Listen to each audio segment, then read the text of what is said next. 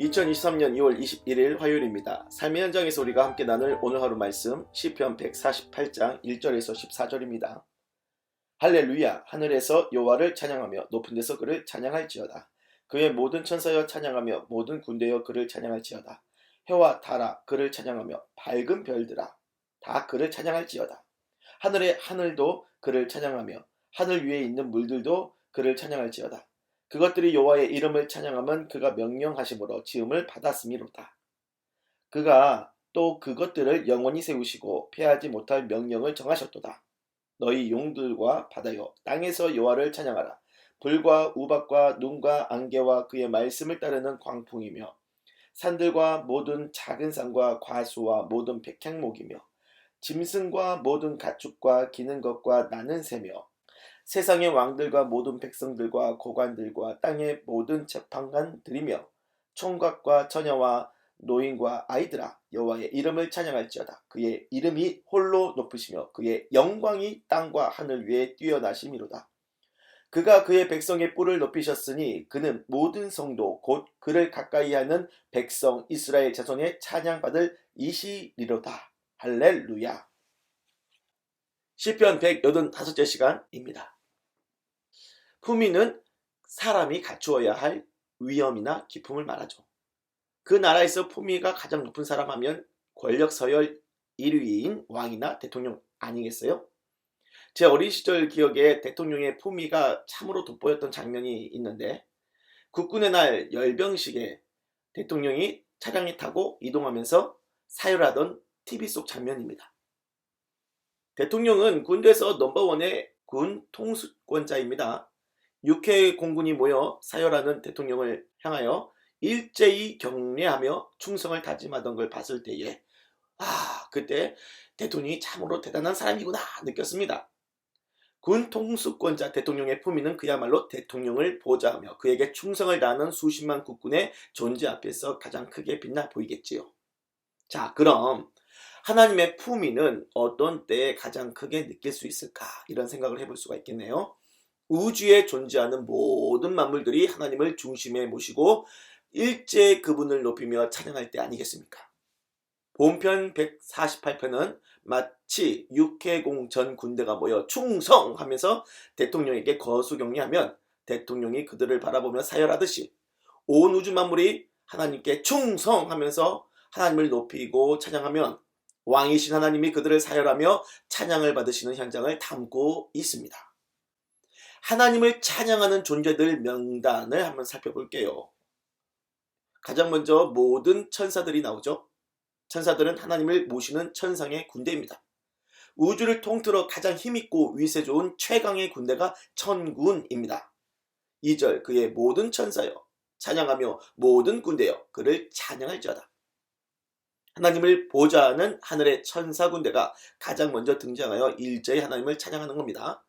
그 뒤에 해와 달과 별, 천체가 등장하죠. 하늘의 하늘이 등장합니다.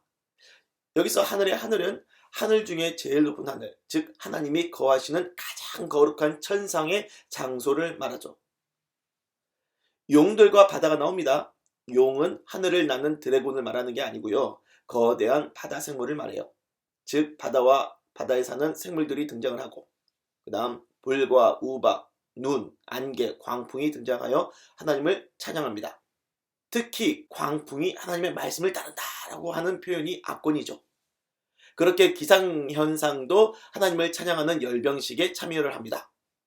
그 다음엔 산들과 과수, 백향목, 모든 짐승과 가축, 기는 것과 나는 새들이 등장하고 세상의 왕들과 백성, 고관들, 재판관들, 총각과 처녀, 노인과 아이들이 찬양의 열병식에 등장을 합니다. 하늘의 존재들, 땅의 존재들, 바다의 존재들, 육해공이 총출동하네요. 그야말로 우주의 모든 존재들이 하나님을 중심으로 모여 찬양을 하고 있으니 그 찬양을 받으시는 하나님을 바라볼 때 모든 만물의 창조자요 지배자이신 하나님의 품위를 가장 위대하게 느낄 수 있는 겁니다. 우리는요 살면서 많은 인생 문제에 부딪히게 되잖아요.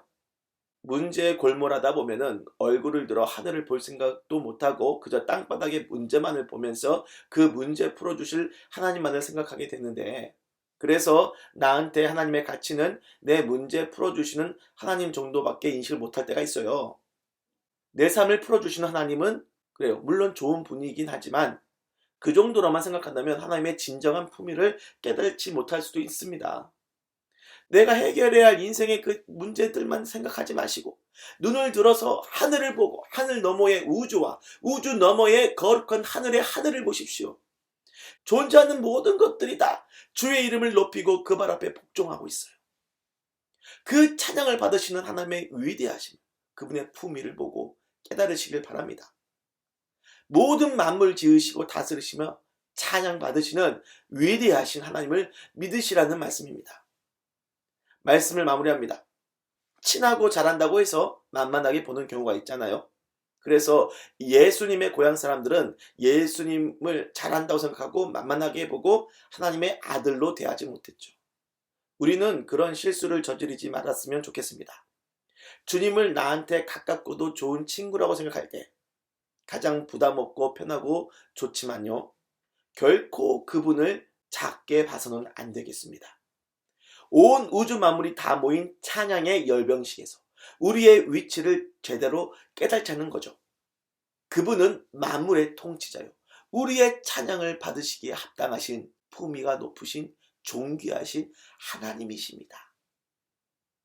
기도할게요. 주여, 오늘의 말씀을 통하여 지고하신 주님 앞에 우리가 머리를 숙여 무릎을 꿇게 하소서. 헤아릴 수 없을 정도로 높은 당신의 품위를 느끼며 우리는 당신을 찬양하기 위해 존재하는 아주 작고 작은 피조물임을 깊이 자각하게 하여 주소서. 맞습니다. 당신은 우리의 문제 해결을 위해서만 필요한 신이 아니라 우리의 순종을 받으시고 경배와 찬양을 받으셔야 할 위대하신 창조주 하나님이십니다. 할렐루야. 하나님, 미천한 자들이지만 우리의 찬양을 받아주시옵소서. 예수님의 이름으로 기도를 드립니다. 아멘.